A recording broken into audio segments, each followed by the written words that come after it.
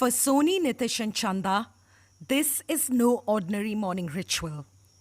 They say their prayers every day at this spot because beneath these tarpaulin sheets lay their dead parents. ये मेरी mummy है, वो मेरी पापा है। पहले पापा ये मम्मी है हमारी। बस यहीं आकर के रोज़ हम लोग पूजा पाठ करते हैं मम्मी पापा का। हर वक्त ख्याल रखते हैं गुजर जाने के बाद भी। And they were young when they died. Priyanka was just 38, Birendra 46. Birendra caught COVID at his own father's funeral, and then Priyanka caught it too. The children managed to get them into a hospital very far away, but it was too late.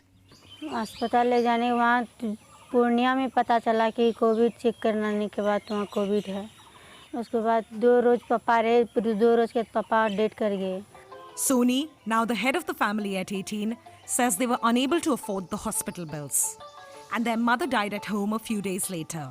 But when it came to the funeral, neither the neighbors or extended family would help because they feared catching COVID.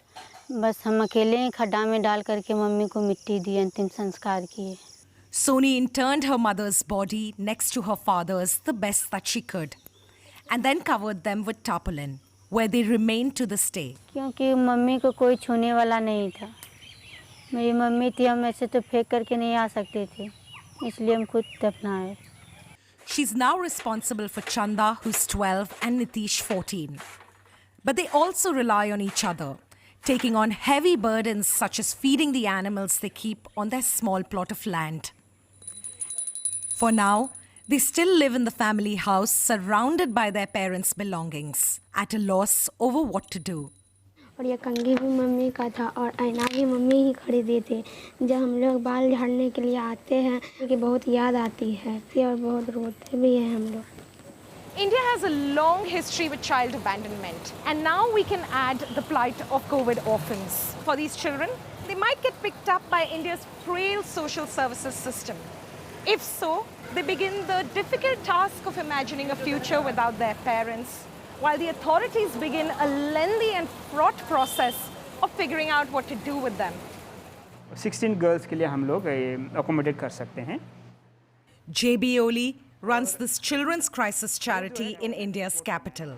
जो यहाँ आते हैं वो तो समझ लो हम तो एक फैमिली बन जाते हैं। Oli says he's witnessing a disturbing new trend. Her age group के बच्चे आ रहे हैं, below 18 आ रही हैं लड़कियाँ। I think youngest 6 या 7 से कम उम्र के हमारे पास अभी तक आए नहीं हैं। These are alone, there are fears about trafficking, of course. There is a fear of abuse and also involving them in different, activities like child labor and also commercial sex work and all. Despite all these problems, the government claimed its medical infrastructure had beaten COVID in the first wave. दुनिया के उन देशों में से हैं जो अपने ज्यादा से ज्यादा नागरिकों का जीवन बचाने में सफल रहा है। This triumphalist attitude spread like a pandemic, and tragically for this country, no precautions were put in place despite numerous warnings of a potential second wave. And when the second wave did come, it quickly overwhelmed crematoria, as the country simply could not cope with the numbers of dead. Hundreds of thousands died. And unlike the UK, many of them were young parents in their 30s and 40s. Back in the village, the monsoon rains are coming. Their father used to prepare the barricade. But fortunately, Soni, Nitish and Chanda now have the support of their neighbors. And their auntie, who lives next door, says her family will care for them. But the children worry, because the small government compensation is fast running out. And when there's no longer any money, they know a future without parents is far from certain.